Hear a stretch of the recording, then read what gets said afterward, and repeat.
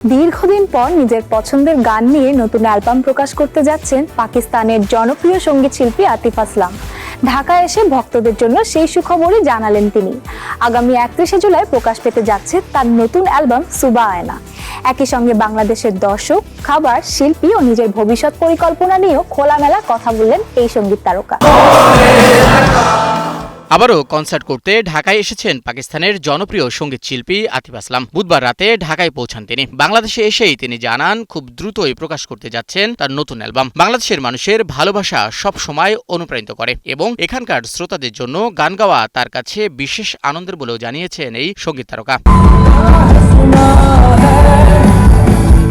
বৃহস্পতিবার রাজধানীর ক্রাউন প্লাজায় আয়োজিত এক সংবাদ সম্মেলনে জানান আগামী 31 জুলাই প্রকাশ পাবে তার নতুন অ্যালবাম সুবা আয়না। নতুন অ্যালবামের ঘোষণা দেওয়ার পাশাপাশি বাংলাদেশের সফর নিয়ে নিজের উচ্ছ্বাস প্রকাশ করেন এই সঙ্গীত শিল্পী। তিনি জানান বাংলাদেশের দর্শক, সংস্কৃতি, খাবার এবং এখানকার সঙ্গীত শিল্পীদের প্রতি তার গভীর মুগ্ধতা রয়েছে। Mostly my album songs are my favorites because they are written from my heart, and also the fact that if you talk about this album, the new album, it has a lot of my heart and soul in it because after a very long time I wanted to make the kind of music that I've dreamt of, the kind of music that I wanted people to listen.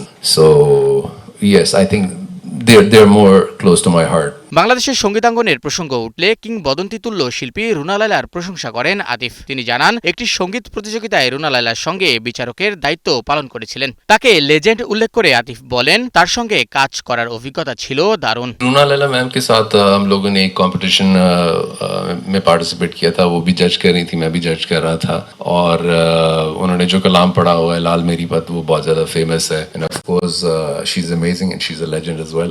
उनके साथ काम करके बहुत अच्छा लगा और नहायत ही नफीस खातून।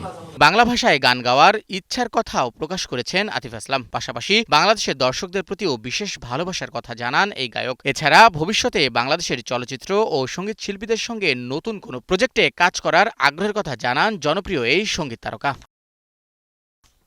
শাহিন শুভ, news 24।